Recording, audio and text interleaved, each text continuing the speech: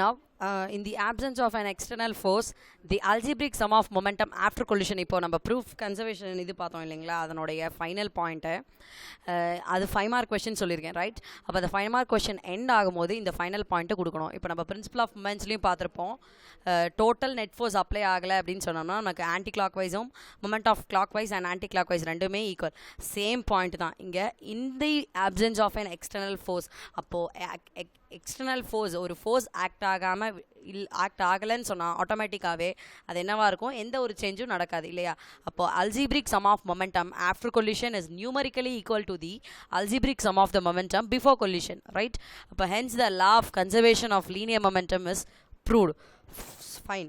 So next topic is rocket propulsion. அப்போ Newton's third law of motion படிக்கும் போது example சொன்னேன் இல்லையா, ராக்கெட் ப்ரொபல்ஷன், அதனுடைய டாபிக் தான் இது பார்த்தீங்கன்னா உங்களுக்கு இம்பார்ட்டன்ட்.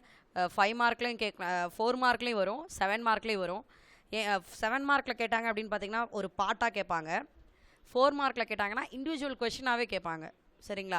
அப்போது இங்கே உங்களுக்கு நான் பிக்சர் கொடுத்துருப்பேன். உங்களுக்கு புக்கில் வந்து பிக்சர்லாம் கிடையாது, வெறும் பாயிண்ட் மட்டும் தான். இங்கே நான் பாயிண்ட்டாக ஷார்ட் அவுட் பண்ணி கொடுத்துருக்கேன், ஈஸியாகவும் இருக்கும். Okay, so you can take first point. Rocket propulsion எதை பேஸ் பண்ணி, எந்த லாவை பேஸ் பண்ணியிருக்கு அப்படின்னு பார்த்தீங்கன்னா, இப்போ பார்த்தோம் இல்லையா, law of conservation of linear momentum, அந்த லாவும் ஆஸ் வெல் அஸ் இப்போ நம்ம என்ன லா பார்த்துட்ருக்கோம், Newton's third law. So based on these 2 law this rocket propulsion is implemented. அப்போ rocket propulsion is based on what this 2 laws. One is law of conservation of linear momentum as well as Newton's third law of motion. So next point, if rockets are filled with fuel in the propulsion tank. இப்போ first நம்ம இப்போ rocket அப்படின் போது எப்படி நம்ம வீட்டில் பட்டாசு படிக்கிறோம் இல்லையா, ராக்கெட். அப்போ என்ன பண்ணுவோம், மருந்து, அது பட்டாசு அப்படின் போது மருந்து கண்டிப்பாக கீழே நம்ம என்ன பண்ணுவோம்னா நெருப்பு பற்றின உடனே அது போய் என்ன ஆகும், ஆக்ஷன் மேலே நமக்கு என்ன ஆகும்னா முன்னாடி ஃபார்வர்டில் ராக்கெட் ஃப்ளை ஆகும், அது ரியாக்ஷன், சரி ரைட்டா? அப்போது இங்கே நமக்கு ராக்கெட் மூவ் ஆகிறதுக்கு நம்ம கீழே என்ன ஆகும், கண்டிப்பாக அந்த ராக்கெட் லான்ச்சிங்லாம் பார்த்துருப்பீங்க, நியூஸில் டிஸ்கவரி சேனல்லாம் காட்டியிருப்பாங்க. அப்போ ராக்கெட் லான்ச் ஆகும்போது கவுண்டவுன்ஸ் கொடுப்பாங்க. கீழே நமக்கு என்னென்னா அப்படியே இப்போ நல்ல ஒரு ஃபோர்ஸ், எனார்மஸ் ஃபோர்ஸில் உனக்கு கீழே அப்படியே ஒரு நெருப்பு இதாக வரும், ரைட்டா? அப்போது அங்கே ராக்கெட்டில் என்ன இருக்குன்னா ப்ரொப்பலண்ட் டேங்க் இருக்குது, லிக்விட் ஃபியூவல் இருக்குது. ஓகே, அந்த ஃபியூவலில் என்ன ஆகும்னா பேர்ன்ட் ஆகி அந்த பேர்ன்ட்டு தான் கீழே வந்து என்ன வருது, நெருப்பாக வருது. அப்போ rockets are filled with a what fuel in which tank, propellant tank. அப்போ when the rocket is fired, அப்போ ஃபயர் பண்ண உடனே அந்த கவுண்ட் ஆன் கொடுத்த உடனே என்ன ஆகிடும், ஃபயர் ஆகிடும். அப்போ when the rocket is fired, this fuel is start to get burnt and a hot gas is getting ejected with high speed from எங்கே நான் சொன்னேன் அவுட் சைடில் வெளியே வருதுன்றது, அதுதான் என்ன, நாசல். அப்போது நமக்கு இங்கே ராக்கெட்டை பற்ற வச்சிடும். எப்படி அந்த கீழே ராக்கெட்டில் திரியை பற்ற வச்சா அந்த நெருப்பு வந்து மேலே ராக்கெட்டை பறக்க வைக்குதோ, இதே மாதிரி இந்த நம்ம ரியல் ராக்கெட்லேயும் ப்ரொப்பலண்ட் டேங்க்கில் ஃபியூவல் ஃபில் பண்ணியிருக்கோம். ஸோ டியூ டு தட் நம்ம என்ன பண்ணுறோம், ராக்கெட்டை ஃபயர் பண்ணுறோம். அப்போ அந்த ஃபியூவல் என்ன ஆகுது, பேர்ன்ட் ஆகும்போது ஆட்டோமேட்டிக்காக நமக்கு என்ன கிடைக்கும், கேஸ் வரும், கேஸ் இஜெக்ட் ஆகும். அப்போ அந்த ஹாட் கேஸ் இஜெக்ட் ஆகுது. அது எப்படி இஜெக்ட் ஆகுதுன்னா high speed from the nozzle of the nozzle அப்படின் போது nozzle of the rocket that will produce what, huge மொமெண்டம்னா ஆட்டோமேட்டிக்காக அந்த ராக்கெட் என்ன ஆகிடுது, start to get momentum, move ஆகிடுது. அப்போ பிளேஸ்மெண்ட்டில் இருக்கிறது என்ன ஆகிடும்னா ஃப்ளை ஓவர் ஆகுது இல்லையா, அதுதான் மொமெண்டம், ஹியூஜ் மொமெண்டம் அப்படின்னு சொல்கிறோம். நெக்ஸ்ட் பாருங்கள், C in this picture it is given clearly. அப்போ இந்த அவுட்டர் பார்ட் இருக்கு இல்லைங்களா, இதுதான் நாசில். இதுலேருந்து என்ன ஆகுது, நமக்கு கேஸ் இஜெக்ட் ஆகுது, பேர்ன்ட் ஆகி கேஸ் இஜெக்ட் ஆகுது. ஆட்டோமேட்டிக்காக இந்த என்டையர் சிஸ்டமே என்ன ஆகும், மூவ் ஆக ஸ்டார்ட் ஆகிடும். அப்போ இது ஆக்ஷன், மேலே இது என்ன பண்ணும், forward reaction. So to the rocket in this rocket propulsion to balance this momentum what in equal and opposite reaction of forces produced in the combustion chamber which makes the rocket project forward. So finally இப்போ இந்த எல்லா parts இப்போ இங்கே கீழே நம்ம அனுப்பக்கூடிய entire part ராக்கெட்டுமே நமக்கு என்ன ஆகாது, மேலே போகாது. அப்போது இங்கே நமக்கு எர்த்தில் வந்து என்ன இருக்கும், கிராவிடேஷன் இருக்குது, ரைட்டா? அப்போ ஸ்பேஸில் வந்து என்ன இருக்காது, கிராவிட்டி இருக்காது. அப்போ எக்காரணத்து கொண்டும் இந்த ராக்கெட் வந்து எர்த்துலையே ஸ்டாகன் ஆகாமல் இருக்கிறதுக்காக என்ன பண்ணுவாங்கன்னா escape speed or escape velocity, ராக்கெட்டை வந்து ஸ்பேஸ்க்கு டிரான்ஸ்மிட் பண்ணுறதுக்காக அடுத்த ஒரு ப்ராசஸ் தான் escape speed velocity. Entire mass of the ராக்கெட்டுமே என்ன பண்ணுவாங்கன்னா ஒவ்வொரு பார்ட்டுமே என்ன ஆகும்னா கிராஜுவலாக டிக்ரீஸ் ஆகிட்டே வரும், டிக்ரீஸ் ஆகிட்டு until the fuel is completely burn out. அப்போ உள்ள ப்ரொப்பலண்ட் டேங்க்கில் இருக்கக்கூடிய எல்லா ஃபியூவலுமே கம்ப்ளீட்டாக பேர்ன் ஆகிற வரைக்குமே என்ன ஆகும்னா ஒவ்வொரு பார்ட் ஆஃப் ராக்கெட்டுமே என்ன ஆகும், கீழே விழுந்துக்கிட்டே வரும். பூமியில் to what escape from the orbital velocity. ஏன்னா பூமியோட அவுட்டர் ஷெல்லில் நமக்கு ஆர்பிட்டல் வெலாசிட்டி இருக்குது, அதில் எஸ்கேப் ஆகிறதுக்காக இந்த ப்ராசஸ் வந்து இன்டியூஸ் பண்ணியிருக்காங்க. ரைட்டா? இப்போ நமக்கு அவுட்டர் ஸ்ட்ரக்சரும் உள்ளுக்குள்ளே இருக்கக்கூடிய பார்ட்ஸையுமே நான் இந்த பிக்சரில் உங்களுக்கு கொடுத்துருப்பேன். இது என்ன அப்படின்னு பார்த்தீங்கன்னா பேலோட். ஃபஸ்ட்டு அந்த நோஸ் மாதிரி இருக்கு இல்லைங்களா, ஷார்ப் எட்ஜ், இது பேலோட். நம்ம அந்த ப்ரொப்பலண்ட் டேங்க் ஃபியூவல் ஊற்றுறதுன்னு சொன்னோம் இல்லையா, இதுதான் ஃபியூவல் ஊற்றக்கூடிய ப்ரொப்பலண்ட் டேங்க்கு.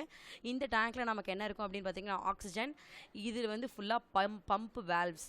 அப்போது இந்த ஃபியூவலில் இருக்கக்கூடிய இந்த டேங்க்கில் இருக்கக்கூடிய ஃபியூவலை பம்ப் பண்ணி அதுதான் என்ன பண்ணும், இந்த கம்பஷன் சேம்பருக்கு கொண்டு வரும்.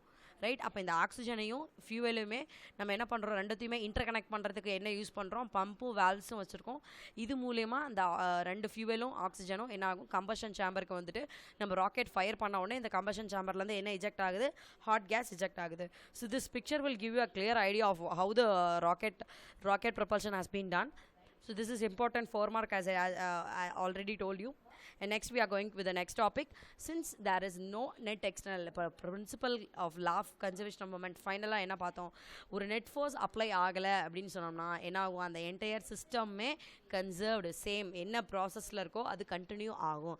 அதே தான் இங்கேயும். Since there is no net external force is acting on it, the linear momentum of the system is conserved. அப்போது ராக்கெட்னுடைய மாஸ் என்டையராக என்ன ஆகும், ஒவ்வொரு ஹை ஆல்டிடியூட் அதிகம் அதனோட ஹை ஸ்பீட் மேலே போக போக ரீச் ஆக ஹைட் ரீச் ஆக அது ராக்கெட்னுடைய ஒவ்வொரு இண்டிவிஜுவல் லோயர் பார்ட்ஸுமே என்ன ஆகும், கீழே விழுந்துகிட்டே இருக்கும். Right? Appo which result in the gradual increase in velocity of rocket, and at one stage it reaches a velocity which is sufficient to, as I told you, escape from the gravitational pull. And the புவியீர்ப்பு விசையில இருந்து தப்பிக்கிறதுக்காக, to escape from the gravitational pull of the earth. So this velocity we say as escape velocity. இந்த escape velocity அப்படிங்கறத இண்டிவிஜுவலா 2 மார்க்ல கேட்கலாம். Important 2 mark question. Next, now we are getting into gravitation. So இது வரைக்கும் நியூட்டன்ஸ்னுடைய law of மோஷனை base பண்ணி 3 loss பார்த்தோம்.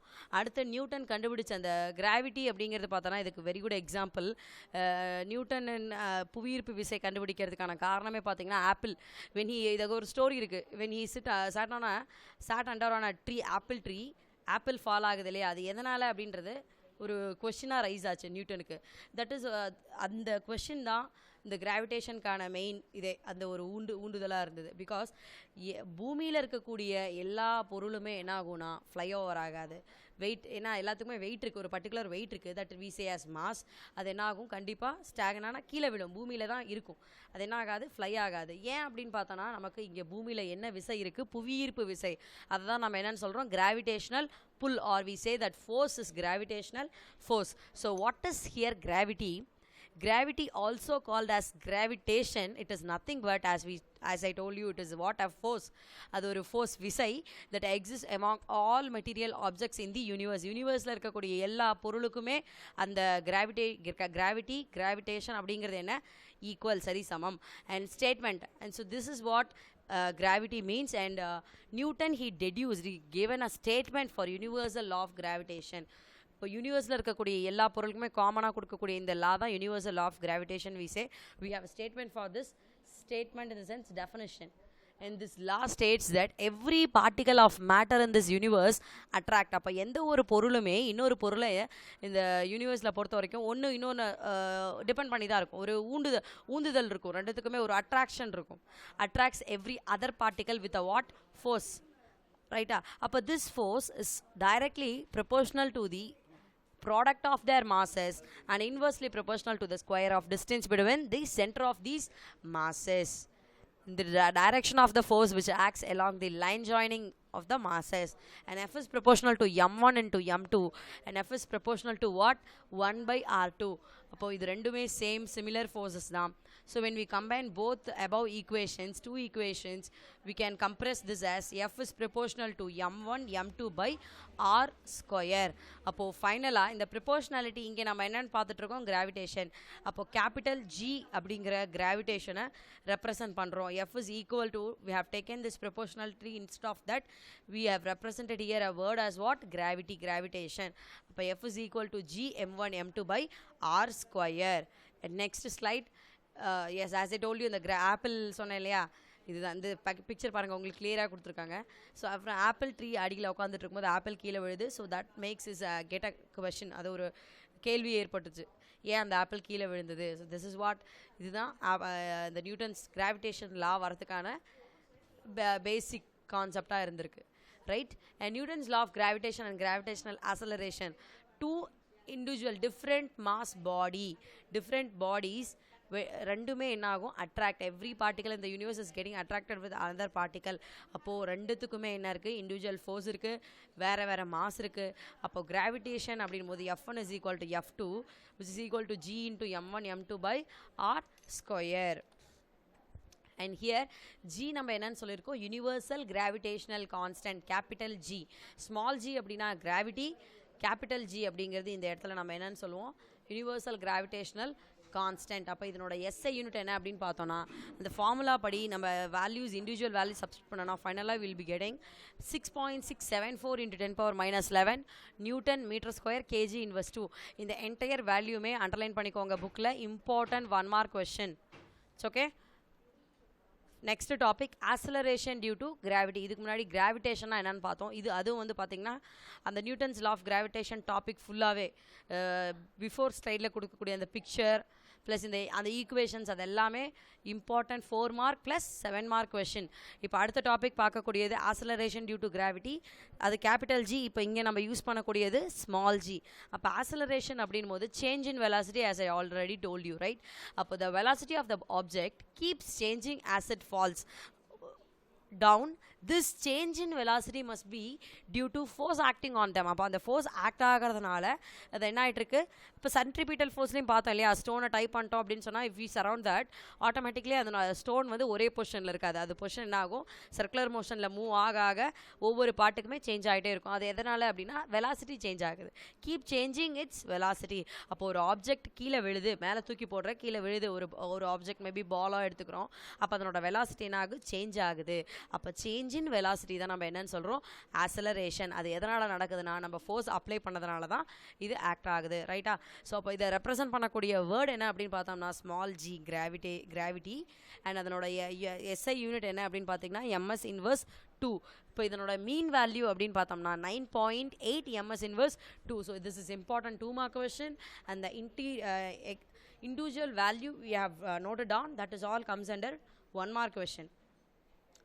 Now we are going to see about the relation between G and G.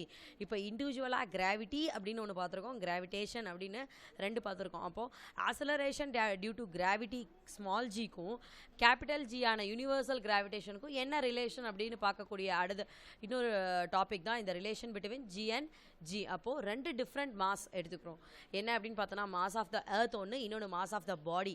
இங்கே capital எம்மை represent பண்ணக்கூடியது mass of earth, small எம்மை represent பண்ணக்கூடியது mass of body. இப்போ இந்த என்டையர் மாஸ் ஆஃப் எர்த்துமே என்னென்னு அசியூம் பண்ணுறோம்னா which is kept center, concentrated at its center. அப்போ எர்த்தனுடைய radius value we have is nothing but 6378 kilometer. Radius of earth calculate பண்ண இதெல்லாமே கான்ஸ்டன்ட் வேல்யூ, ரைட்டா. சயின்டிஸ்ட் ஆல்ரெடி கால்குலேட் பண்ணக்கூடிய வேல்யூவை நமக்கு கொடுத்துருக்காங்க. கான்ஸ்டன்ட் வேல்யூ பொறுத்த வரைக்கும் நம்ம என்ன you couldn't calculate because it is already calculated. இதை நம்ம என்ன பண்ண முடியுமா, we have to only mug it out, memorise பண்ணும். இதெல்லாம் constant value, there is no way, you have to sure memorise these. அப்போது ஆரோடைய வேல்யூ என்ன அப்படின்னு பார்த்தீங்கன்னா 6378 kilometre, which is similar approximately equal to 6400 kilometre. அப்போது ஃபைனல் இந்த ஜி பிஃபோர் ஈக்குவேஷன் பார்த்தோம் இல்லையா, F is equal to G M1 M2. இங்கே ரெண்டு விதமான இண்டிவிஜுவல் மாஸ் எடுத்திருக்கோம், கேபிட்டல் எம் ஸ்மால் எம். அப்போது G M by R square.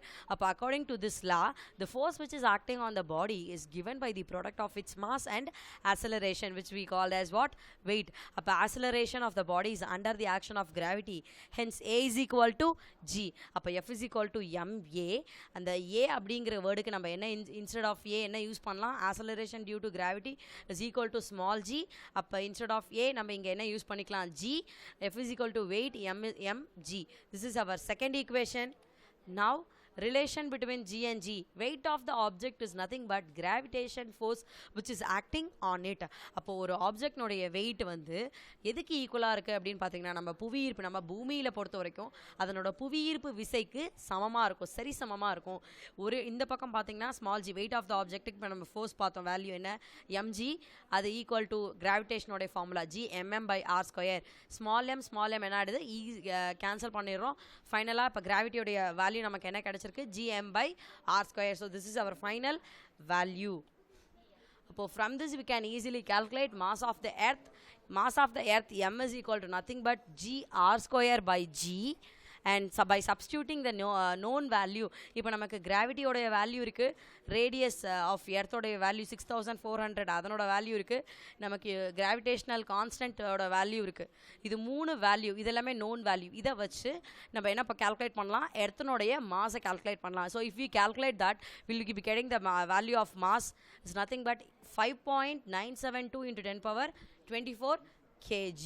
So up to this it will comes under 4 mark question. அப்போ relation between G and ஜினா என்ன பண்ணுறீங்க, அந்த ஈக்குவேஷன் அந்த ஃபுல் டாபிக்மே எழுதணும். அதுவுமே என்ன இம்பார்ட்டன்ட் 4 mark question.